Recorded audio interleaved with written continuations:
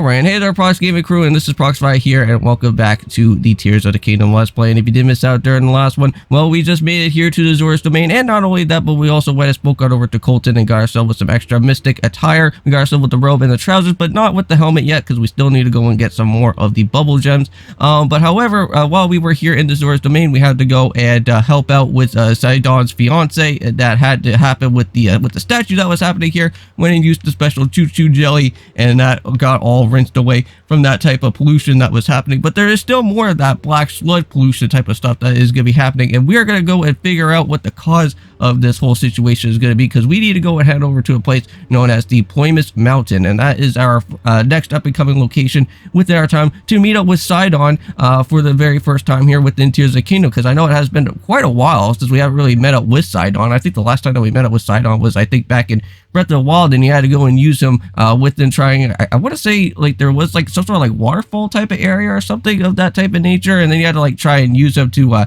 head all the way up into the actual type of like area where that one particular Ganon battle is going to be at. But after the upheaval, Sludge started pouring from the sky around the Zora's Domain. That foul gunk has caused much suffering. Yona, the Zona's prince fiance, failed you in on the troubles of the domain, which we have been learning about that so far. She asked you to go and meet with Sidon at the Mifa courts on the summit of the Ploymus Mountain, and that's exactly what we are going to be doing here within our time. Now, there was one particular spot that we should go and head on down below here, and that is that you can go and find yourself another shrine, and you want to make sure that you actually at least go and add this into one of your different teleportation type of spots, because at least you can be able to go and head back and forth between this type of part here. But I think what I'm going to do for right now is that I'm going to do a little bit of some editing for the time being here, and I will be meeting you guys when we go and head all the way over to where the Ploymus Mountain is going to be at the very highest point of our time, because it is going to be a little bit of a lengthy journey, and I don't really want you guys to get too bored, too bored to death of me having to go and head all the way up top of another mountain. So I'll see you guys when I go and meet up with Sidon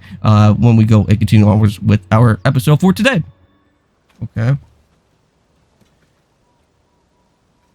Alright, well, I am back, guys, and after doing a little bit of some climbing around over here within the Ploymus Mountain, I think I figured out that there's some sort of weird scripture or some sort of weird monument that's happening here. So, learning of the Zora antidote, one of the solid water and fluid spear, as told by Prince Sidon. The Zora are not associated with water because of the dwelling place alone, so we each also, to varying extents, possess the ability to actually manipulate water, and we use the gift for many purposes. We use it to swim faster, to achieve mighty leaps from the waves below, and gather fish, and so much more. For me, the true awakening of this ability that many of our childhood chums already possess upon me quite suddenly. One day I was training at the Veiled Falls, and rain slicking up my grass, causing me to go and drop my spear. I reached to go and grab it, but it was already too far away, and soon it would fall into the bottom of the cliff and never to be seen again. I knew that I must go and take hold of it, and at that moment drop was created a stream extending from the outstretched hand. The water stream twisted and turned until it finally took hold of my falling spear, and then definitely returned to my grasp. In that moment, the water that was solid and my spear fluid, this sensation forever changed my approach spear play, and I was reminded how my sister Mifa described it, and everything clicked. The water and spear became as one. Now, Mifa, I believe we actually do know, and that was back from Breath of the Wild as well too, and I think we have went and spoke on over towards her during the time when we were in that particular spot of the Zora Domain. So getting yet another layer of admiration for my dear sister, I devoted myself to the spear training then on.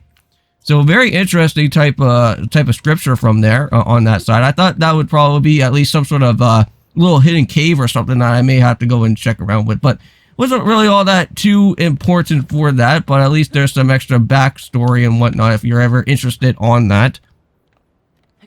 Alright, and here we are, guys. We're at Mifa Court now, and we're going to go and finally speak on over towards where Sidon is going to be. Now, before we actually go and worry about speaking on over towards where Sidon is going to be located at, we should probably go and head on over towards to where this shrine is going to be, just so that we can at least kind of just go back and forth between this area, just so that we don't ever have to really worry about having to climb around through this type of mountain any more than it has to be. So let's go and put on that blue choo-choo jelly right there, and there we go. And now we got that all set it up and ready to go. So we just gonna make sure to skip past through that, but there we go. So we already do need to head on into there. We will of course go ahead and do so. But there's Sidon right there. And how's it going, man? It has been a very long time, but let's go and finally meet with him once more.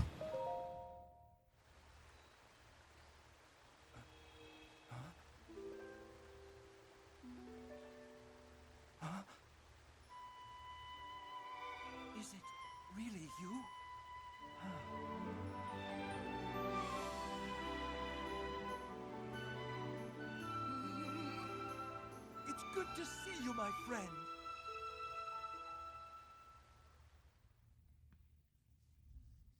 Alright, and here we go. So, Link, it's been far too long. I received word that you had gone missing and beside myself with concern.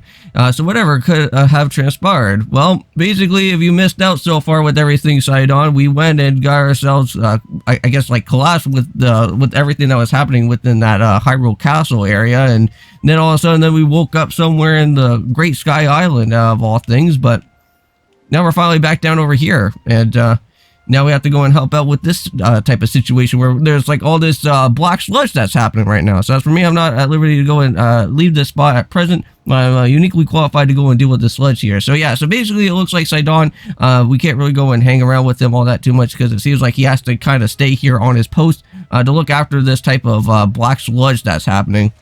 So you see, old friend, this place is the source of the water that flows through the Zora's domain. And that's why I must go and use my power of water manipulations to go and separate from the sludge from our waterfall in order to go and clean it.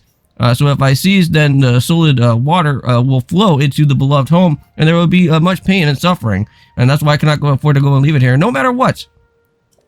Well, as say Link, does it not seem that Princess Zelda's whereabouts might be related to the floating sky islands and the ruins?